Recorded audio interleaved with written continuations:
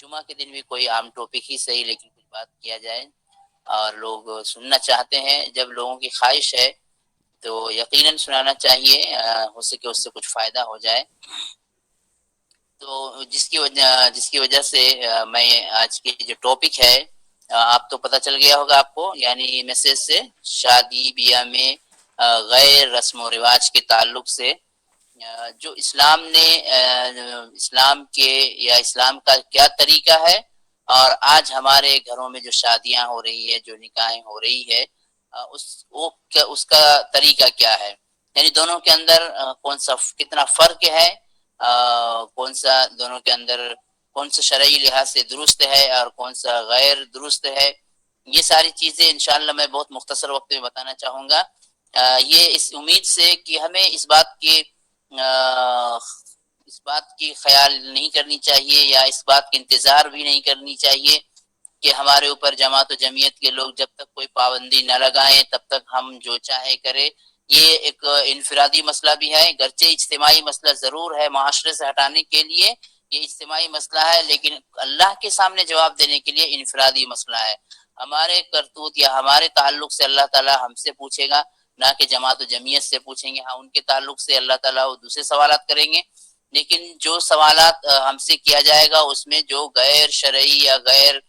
ضروری چیزیں یا جو شریعت کے خلاف چیزیں جس پہ ہم عمل کرتے ہیں، اللہ تعالیٰ بلا شبہ ہم سے قیامت کے دن تنہ تنہا پوچھے گا۔ تو اس سلسلے میں ہمیں اس بات کا انتظار نہیں کرنی چاہیے یا جمعیت نے کیا قانون لگائے ہیں یا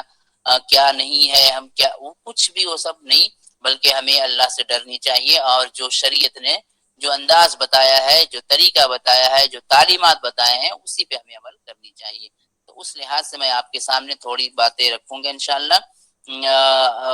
ایک چیز ہے، دیکھیے کہ غیر شرعی کون سی چیز ہے۔ حقیقت یہ ہے کہ انسان کا جو عقل ہے، انسان کا جو شعور ہے، وہ خود بخود غیر شرعی کو قبول نہیں کرتی ہے، اور اگر نہ چاہتے ہوئے کرتے ہیں تو اس کو اچھا بھی نہیں لگتا ہے، اس کے دل میں کہیں نہ کہیں کھٹکتا رہتا ہے کہ میں غلط کر رہا ہوں، اس کو تکلیف ہوتی رہتی ہے، کیونکہ شریعت کے جو تعلیمات ہے وہ بالکل عین موافق ہے، انسان کے شعور کے مطابق ہے۔ ایسا نہیں ہے کہ ہمارے شعور یا ہم اس کو یعنی ہمیں وہ اچھا بھی لگ رہا ہے اور شریعت نے اس کو ایسا نہیں ہے، بلکہ ٹکراتی ہے، یعنی انسان کی باتیں آتی ہے، کھٹکتی ہے کہ کہیں نہ کہیں غلطی ہم سے ہو رہی ہے۔ یہ الگ بات ہے کہ معاشرے کے اندر جینا ہے تو بہت سارے رسم و رواج ہے، اس رسم و رواج کو ہمیں نبھانا پڑے گا، ورنہ دنیا کیا کہے گی، لوگ کیا کہیں گے، پاس پڑوس کیا کہیں گے، رشتہ دار کیا کہیں گے، یہ ساری چیزوں کو ہم دیکھتے رہتے ہیں، کون کیا کہے گا، کون کیا کہے گا، اور اصل چیز وہ بھول جاتے ہیں کہ ہمیں اللہ کیا کہے گا، ہم اسی کو بھول جاتے ہیں۔ جو انسان یہ سوچ لے گا کہ اللہ کیا کہے، اللہ تعالیٰ کیا کہے گا، شریعت کی تعلیم کیا ہے، اللہ کے رسول نے کس طرح کا طریقہ بتایا ہے، اگر اتنا سوچنے کے بعد ہمیں دنیا کی پرواہ نہیں ہوگی، لیکن ہمیں اس دنیا کے ساری لوگوں کی پرواہ رہتی ہے سوائے اللہ اور اس کے رسول کے، جس کی وجہ سے دن بدن ہم اس میں کیا ہے ملوث ہوتے جا رہے ہیں۔ بہرحال جو آیت میں نے آپ کے سامنے تلاوت کیا اس کے تعلق سے، اور سورہ روم کی آیت ہے، فرمایا وَمِنْ آیَاتِهِ أَنْ خَلَقَ لَكُم مِّنْ أَنفُسِكُمْ، کہ اس کی نشانیوں میں سے یہ ہے کہ اس نے پیدا کیا تمہارے لیے تمہارے ہی نفس میں سے ازواجن، تمہارے یہ جوڑے، لِتَسْكُنُوا إِلَيْهَا تاکہ تم اس سے سکون حاصل کرو، وَجَعَلَ بَيْنَكُمْ مَوَدَّةً وَرَحْمَةً، اور تمہارے درمیان بنا دیا مودت یعنی محبت اور رحمت، ان فی ذلک لآیات لقوم یتفکرون، غور و فکر کرنے والوں کے لیے اس کے اندر بہت ساری نصیحتیں ہیں۔ تو یہ آیت کا ترجمہ ہوا۔ اب رہی بات کہ شادی بیاہ کے موقع پر جو غیر اسلامی رواج کا رسم و رواج کا جو رواج ہمارے معاشرے میں پا گیا ہے یا جس کو جڑ پکڑ لیا ہے، اس سے چھٹکارا بھی ہم نہیں پا رہے ہیں، چاہ کر بھی اور نہ چاہ کر بھی ہم اس سے بچ نہیں پا رہے ہیں۔ تو اس بارے میں یعنی جو غیر رسم و رواج ہے، جو اسلام غیر طریقہ ہے، اس پہ نظر ڈالنے سے پہلے ہمیں یہ جاننی چاہیے کہ اسلامی طریقہ کیا ہے۔ ظاہر سی بات ہے اسلامی طریقہ کو بیان کرنے کے بعد اس کے بقیہ جتنی چیزیں ہیں یا تو غیر رسم و رواج کے ہو جائیں گے۔ چنانچہ ہمارے اندر یا ہمارے معاشرے کے اندر جو شادیاں جو نکاح ہوتی ہے، اس میں بہت ساری ایسی چیزیں ہیں جو زمانہ جاہلیت سے جڑے ہوئے ہیں، اور ساتھ ہی ساتھ یا تو پھر غیر کے رسم و رواج ہمارے اندر آ گئے ہیں، کیونکہ ہم جو معاشرے میں جیتے ہیں، غیر بھی ہم اس میں یعنی غیر سے مراد اسلامی طریقے سے ہٹ کر جو لوگ زندگی گزارتے ہیں، غیر مسلم خاص کر کے، تو ان کے بہت سارے رسم و رواج کو ہم نے اپنا لیا ہے، اور اب ایسا لگنے لگا ہے کہ بغیر اس کے ہماری شادیاں مکمل نہیں ہوتی ہے، ہمارے نکاحیں نہیں ہوتی ہے۔ تو اسی لیے حالانکہ نکاح کیا ہے؟ انسانی فطرت ہے، اور اللہ تبارک و تعالیٰ کی شریعت کے مطابق ہے، اللہ کے شریعت کے مطابق ہے۔ اس کے بعد اسی لیے پورے انسانوں میں سے جو سب سے افضل انسان کہے گئے، جو انبیاء اور رسول ہیں، وہ لوگ تعلق سے قرآن مجید میں اللہ تبارک و تعالیٰ نے فرمایا وَلَقَدْ أَرْسَلْنَا رُسُلًا مِّن قَبْلِكَ وَجَعَلْنَا لَهُمْ أَزْوَاجًا وَذُرِّيَّةً۔ سورہ رات کی آیت ہے، یعنی اور تحقیق ہم نے بھیجا رسولوں کو آپ سے پہلے بھی، وَجَعَلْنَا لَهُمْ أَزْوَاجًا، اور ہم نے ان کے لیے ان کے جوڑے بھی بنائے، یعنی وہ شادیاں بھی کی ہے، وذریہ، اور وہ اولاد والے بھی تھے۔ تو یعنی یہ جو لوگ اس دنیا میں نمونہ بنتے ہیں، جن کا اسوہ پہ عمل کیا جاتا ہے، وہ انبیاء علیہ السلام ہے، اور تمام انبیاء کے تعلق سے اللہ تبارک و تعالیٰ نے فرمایا کہ ہم نے ان کے لیے، یعنی وہ لوگ نکاح بھی کیے ہیں اور ان کے اولاد بھی تھے۔ تو یہ اللہ کا طریقہ میں سے، اللہ تبارک و تعالیٰ کے طریقے میں سے ہے، اور انسانی فطرت کی ضرورت بھی ہے۔ چنانچہ اللہ تعالیٰ معاشرے کے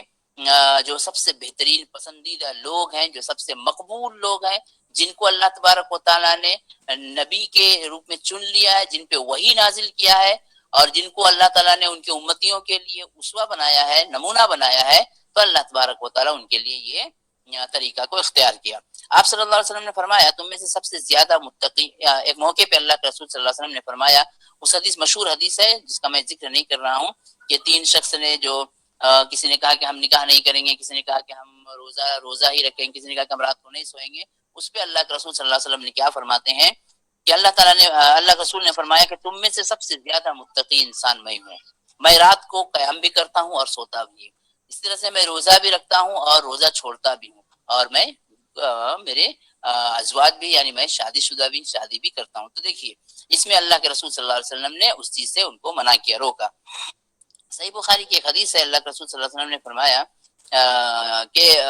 نکاح انسانی فطرت ہے، یا معاشر الشباب من استطاع منکم الباء فلیتزوج، یعنی اس طرح سے کہا گیا ہے کہ اے نوجوانوں کی جماعت، اگر تمہارے پاس استطاعت ہے تو تم کیا کرو؟ نکاح کر لو، اور اگر نہیں ہے استطاعت تو اس میں کیا ہے؟ تم روزے کو پکڑو، یہ تمہاری نظروں کو، یعنی نکاح کیا کرتی ہے؟ انسان کے نظروں کو اور اس کے شرمگاہ کی حفاظت کرتی ہے، اور ساتھ ہی ساتھ اگر اس کی استطاعت نہیں ہے تو تم روزے سے، یعنی اپنے نفس کو کنٹرول کرو۔ اسی طرح سے تو یہ باتیں ہیں۔ اس کے ساتھ ساتھ اللہ کے رسول صلی اللہ علیہ وسلم کی جو مشہور حدیث ہے، فرمایا کہ رشتے کا جو تعلق ہے یا رشتہ جو قائم کرنے کا، یہ ہم سب سنتے ہیں، بار بار جانتے بھی ہیں، کہ اللہ کے رسول صلی اللہ علیہ وسلم نے فرمایا کہ تنکح المرأۃ لاربعین، 4 چیزوں کی طرف سے نکاحیں کی جاتی ہے، لمالہا، یعنی مال کی وجہ سے، ولحسبہا، یعنی اس کے حسب و نسب کی وجہ سے، ولجمالہا، اس کی خوبصورت جمال، اس کی خوبصورتی کی وجہ سے، آپ صلی اللہ علیہ وسلم نے فرمایا لیکن اس کا دین، ولدینہا، اور اس کے دین کی وجہ سے، اور فرمایا کہ تم دین کو ترجیح دو، یہی تمہارے لیے بہتر ہے، یعنی تم دین کو ترجیح دو۔ تو جب ایک لڑکی کا انتخاب کیا جاتا ہے تو ترجیح کی سمت دینا چاہیے، دین کو ترجیح دینی چاہیے، کہ اس کے اندر دینی شعور یا دینی، یا اس کے اندر دینداری کتنی ہے، سب سے اصل چیز ہے دینداری کتنی ہے۔ تو اسی شکل میں اللہ کے رسول نے فرمایا۔ اب نکاح کے جو رکن ہے، نکاح کے جو چیزیں ہیں، بہت زیادہ اگر بولا جائے تو وقت کم ہوگا، ہو سکے 5-10 منٹ زیادہ ہو، آپ لوگ اس کو یعنی معذرت کے ساتھ میں کہوں گا، جو ٹاپک پورا ہو بھی جانی چاہیے۔ تو نکاح کے جو شروط ہیں کہ سب سے پہلے عورت کے لیے ولی ہونا، عورت کے لیے مسئلہ کی اختلاف ہے اس میں، لیکن ہم اہل حدیثوں کے نزدیک عورت کے لیے ولی ہونا، لڑکی کے لیے ولی ہونا ضروری ہے، بغیر ولی کے اس کا نکاح نہیں ہو سکتا ہے۔